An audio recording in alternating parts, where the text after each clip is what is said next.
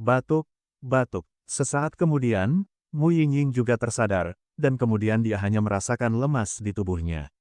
Yingying, ayo pergi. Sebuah suara lantang perlahan juga memasuki pikiran Mu Yingying. Kakak, Mu Yingying mendengar kata-kata itu, pupil matanya juga sedikit basah. Perasaan akrab ini jelas adalah kakaknya yang telah lama hilang.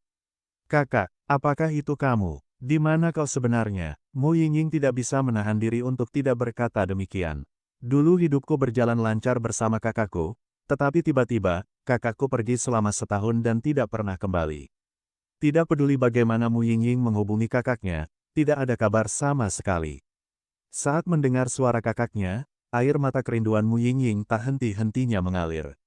Namun, beberapa tanggapan terhadap Mu Yingying hanya berupa keheningan yang mencekam. Sesaat kemudian, mata Mu Yingying tiba-tiba melebar, dan dia melirik ke permukaan kolam Kaisar Xuanling, lalu kekuatan besar muncul dalam sekejap. Di depan dada Mu Yingying, terdapat nyala api biru yang sangat lemah. Api biru itu perlahan melayang di depan dada Mu Yingying, perlahan memancarkan kekuatan yang aneh. Kekuatan ini, bahkan jika itu adalah Xiaoyan, sangat menakutkan. Ruangan itu tampak seperti terbakar, dan aku tidak bisa menahan rasa gemetar. Bau apa ini? Di lantai 7 istana bawah tanah, lelaki tua yang tadinya memejamkan mata sejenak langsung membuka matanya, dan aroma yang kuat seketika memenuhi seluruh lantai 7 istana bawah tanah. Sesaat kemudian, persepsi lelaki tua itu juga terkunci di lantai pertama istana bawah tanah. Apa itu? Lelaki tua itu juga bergumam perlahan, karena dari persepsinya, ada kekuatan api yang mengerikan yang tidak kalah dengan api suci di lantai pertama istana bawah tanah saat ini. Tidak bagus. Pria yang dirantai di istana bawah tanah lantai 7 itu juga merasakan niat lelaki tua di depannya, dan segera berkata dalam hati.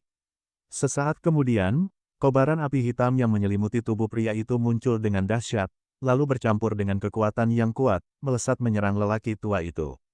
Saat pria itu mengerahkan kekuatannya, rantai di tubuhnya tiba-tiba mengencang, dan kemudian rasa sakit yang hebat menyebar ke seluruh tubuhnya. Tetapi saat itu pria itu tidak terlalu peduli, dan matanya hanya memerah.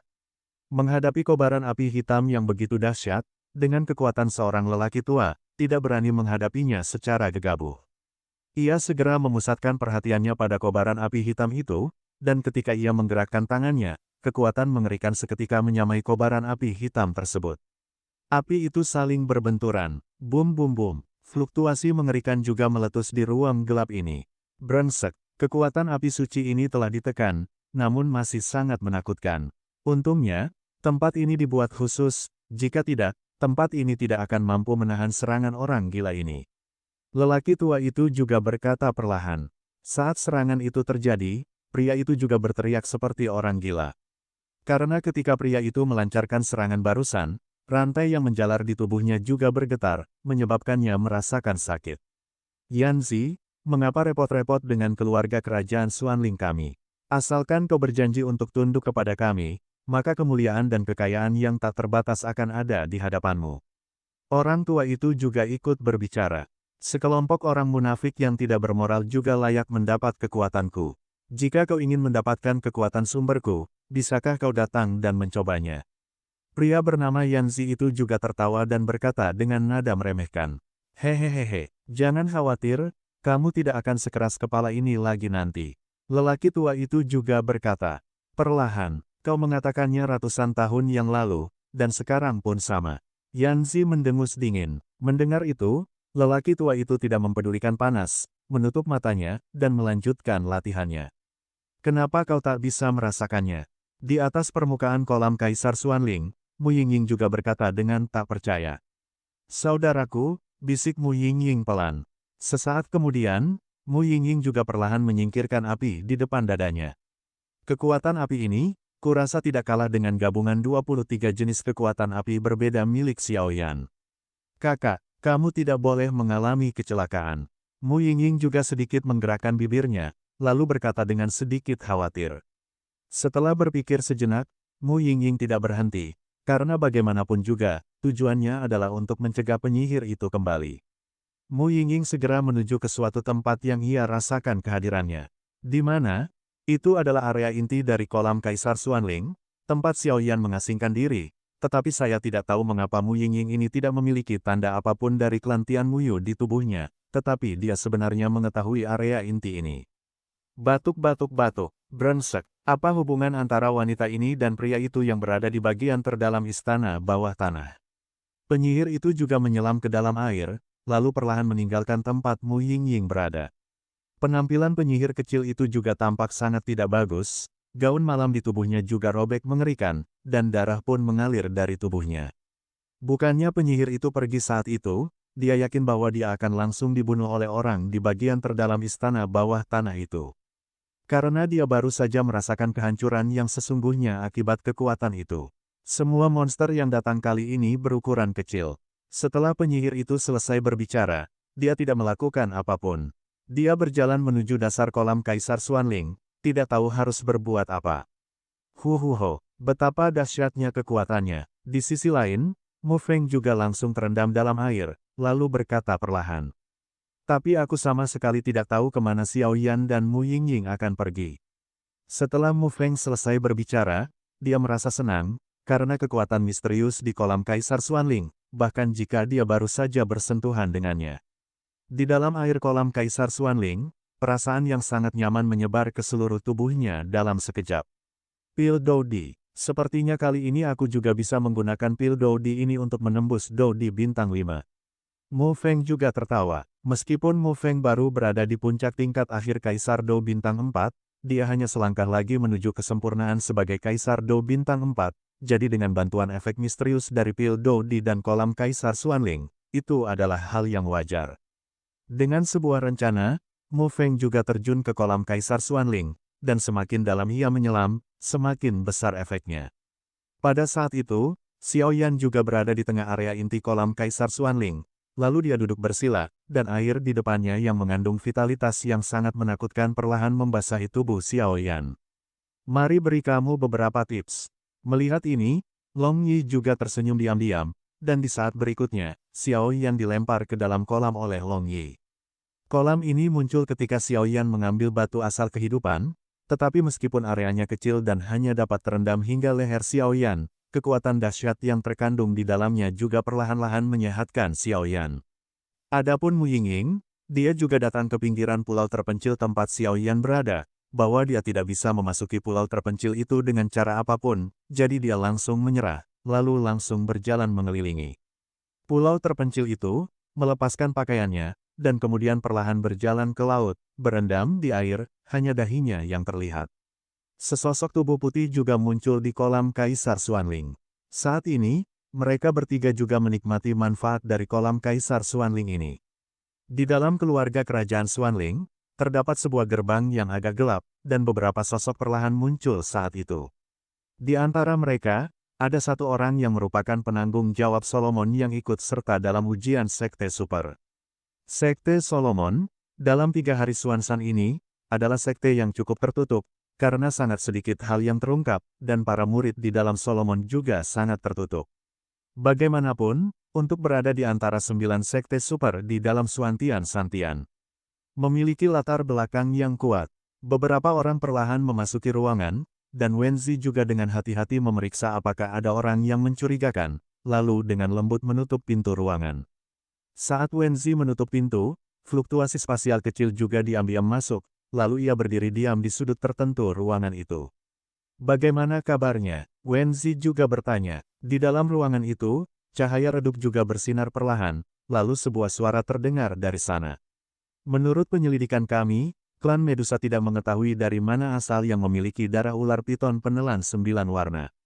Sejak kedatangan ini, 9 suku utama yang awalnya saling berhadapan di klan Medusa semuanya telah menyerah pada kekuasaannya, tetapi hanya 3 suku yang menolak untuk mematuhi kekuasaannya. Namun darah ular piton penelan 9 warna kekuatannya terlalu dahsyat, dan ia juga memiliki kekuatan yang mengerikan untuk menekan, sehingga ketiga suku itu juga ditindas.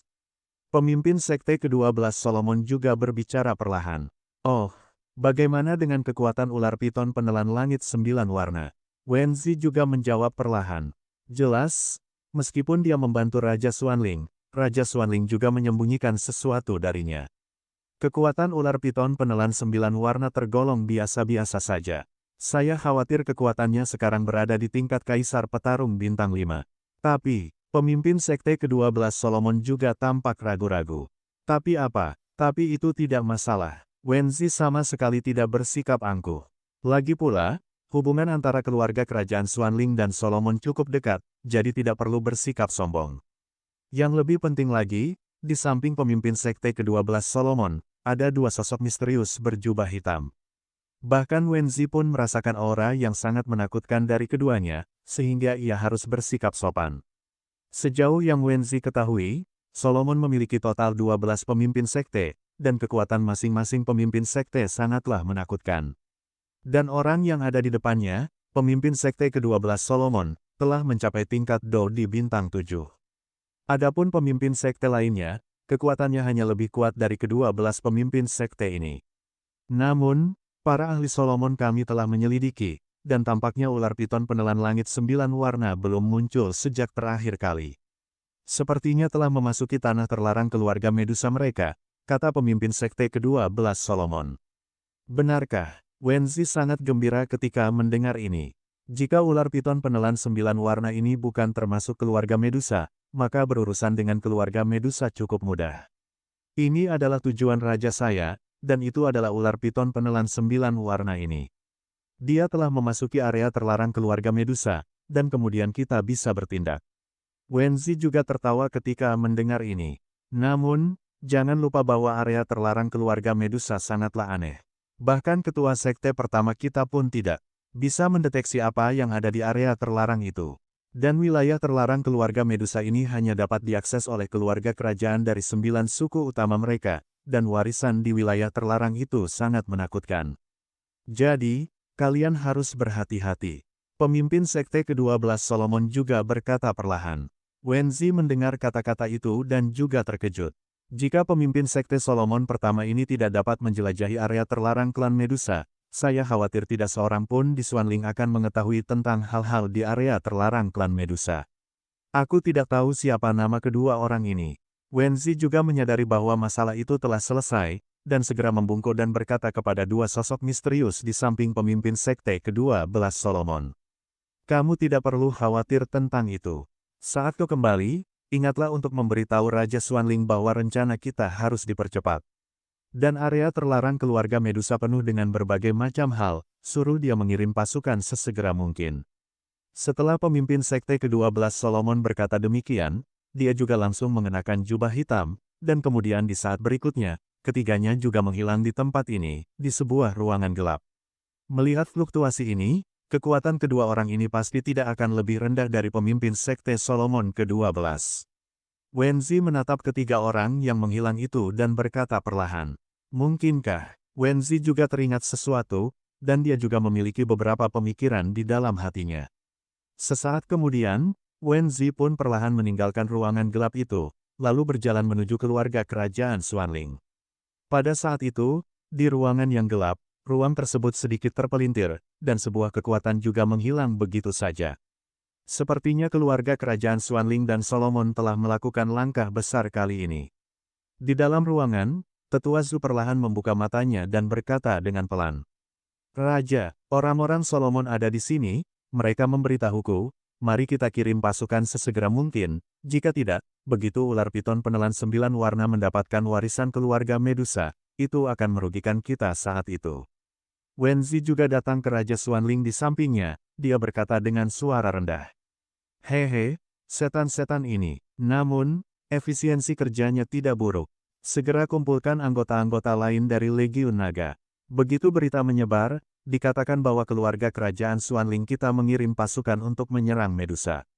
Raja Xuanling juga menatap ke kejauhan, dan kemudian ada perubahan di pupil matanya. Benar sekali, Raja. Selain pemimpin sekte ke-12 Solomon, ada dua sosok yang sangat menakutkan di sampingnya yang datang ke kota Xuanling kali ini. Wenzi juga teringat sesuatu. Hehe, sepertinya Solomon lebih cemas daripada aku. Namun, bahkan jika Zujin ini adalah aku harus memberinya 3 poin. Raja Xuanling juga berkata perlahan. Aku benar-benar tidak tahu, mengapa Solomon punya ide untuk memerintah seluruh Xuantian selama 3 hari. Dengan begitu banyak sekte, bisakah salah satu dari mereka menanganinya sendiri? Itu terlalu aneh. Tapi lupakan saja, begitu aku mendapatkan darah ular piton penelan 9 warna, entah itu Seng Yan, Suantian Santian ini, atau bahkan Solomon, semuanya akan menjadi milikku. Hehehe, tawa mengerikan juga menyebar ke seluruh ruangan. Apapun yang terjadi, hidupku adalah milikmu, jadi apapun yang kau lakukan, aku akan mendukungmu tanpa syarat. Bahkan jika aku mengorbankan nyawaku untukmu. Gumam Wenzi dalam hati ketika mendengar kata-kata itu, lalu perlahan mundur.